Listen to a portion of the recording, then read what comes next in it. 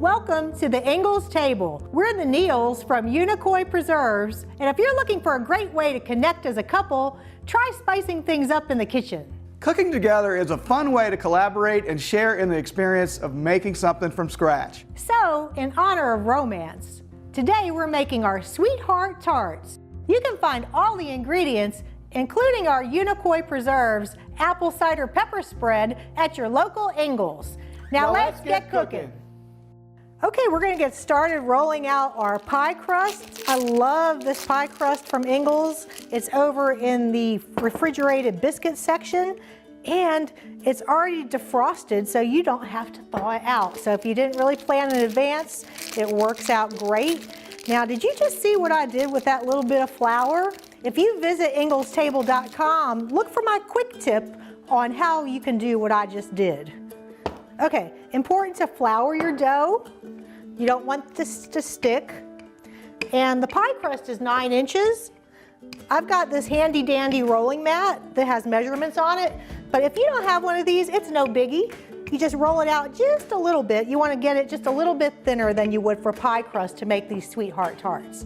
Those come about 9 inches, but we rolled it out to about 12 inches, just for estimation. Okay, so I'm flouring. Once again, we don't want it to stick. My heart.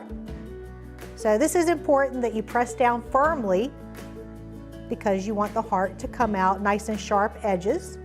And when I do any kind of rolled out dough, I always like to go around the edge of the dough, because if you go all willy-nilly, you're not going to have as much usage of the dough. Right. You want to maximize the usage of your dough. While she's doing that, I'm going to start taking these out and putting them on we've got a silicone mat on a baking sheet here. If you don't have a silicone mat, you can certainly use parchment paper. It works just as well. This is just to keep them from sticking when you cook them in the oven. It also makes cleanup easier for Clark, so he doesn't have to scrub the pan in case any of the jelly leaks out. All right, so we're getting kind of close. I'm going to do this. Watch this, y'all. Make it just a little bit longer so I can squeeze one more heart out. All right, Clark, are they coming up okay? Did I flour the board pretty well? You did good. Awesome. It's ideal when you're making these. Each tart is going to take 2 hearts, so you want an even number of hearts. So, Clark, how many are we up to over there? You got 4. Hard to count when I'm moving it, isn't it? It is. Moving target. I'm nimble like that. Yes, you are. Keep me on my toes. But these tarts aren't that hard. I've done this recipe a few times, and I know for a fact I can get 14 out of one of the pie crusts. This is awesome. You get 2 of these in here, 2 pie crusts. It's really going to depend on the size of your cookie cutter, what you use, and how many you're going to get out of that. So, but you just need an even number. So just kind of base it on what size cookie cutter you use. You can use any shape. This works out well. While she's doing that, I'm going to take some of our Unicoi Preserves strawberry vanilla spread, put a teaspoon dollop in the middle of these. So we're going to put another heart on top of that and crimp it to make little stuffed fillings. So I'm going to start doing that while she is rolling that out. I'm rolling. All right, so we're at 12, right? So Clark is using a teaspoon measure. It's really important to not overfill the tarts when you're filling these. And I found that for this size cutter, the 1 teaspoon measure is pretty right on. Okay, so I'm going to take this egg from the refrigerator. It's important that your egg is cold when you go to separate it for this particular tip. You know this turkey baster that you just got done using? This is a suction cup. Here's the yolk. It's magic. Look at that. No more yolk. We're going to use the white for this part of the recipe. Clark, could you give me 1 tablespoon of water? So we're whisking our egg white with a little bit of water, and we'll use this as the glue to seal our hearts together. All right, Clark, if you would, bring that a little bit closer to me. We can work on this together. So get your little hearts. This is the glue. You don't want your hearts coming apart in the oven. Put that on. Press down very lightly, and I'll show you how you crimp them. So once again, we're using the fork to help glue the heart tarts together. We got the oven preheated to 375 degrees. We're gonna put these guys in the refrigerator after we get done crimping them for about 15 minutes to let them set back up.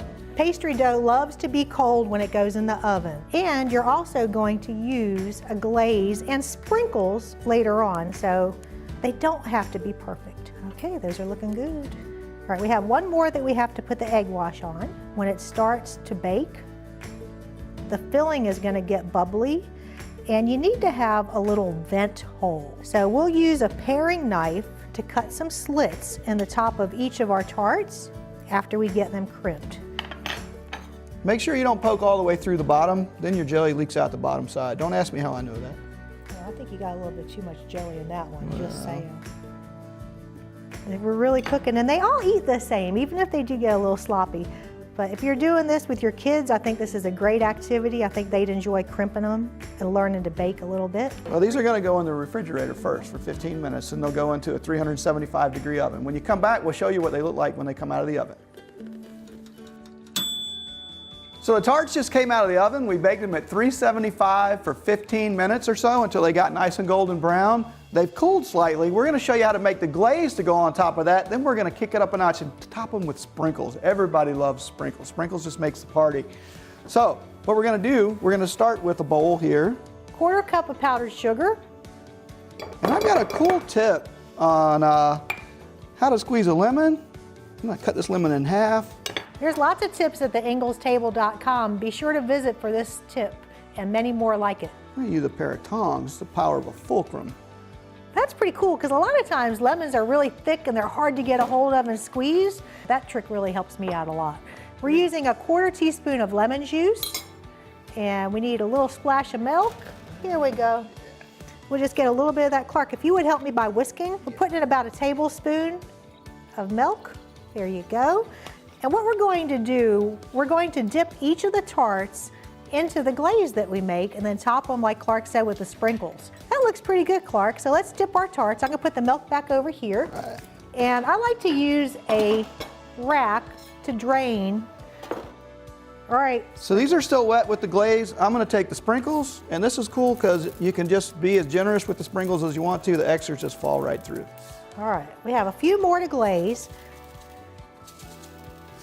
Here you go. And these will cool and they'll set up. Okay, we're done putting the sprinkles on. I'm gonna show you how we like to plate them, put them on a nice little fancy platter. We like to serve them with a little extra side of our strawberry vanilla spread. Some people like to dip their sweetheart tarts in a little extra jelly. We're out of time for today, but we want to thank you so much for joining us here at the Ingles table. Remember, you can find recipes, tips, tricks, and more on the website at inglestable.com. Until next time, we'll see you online.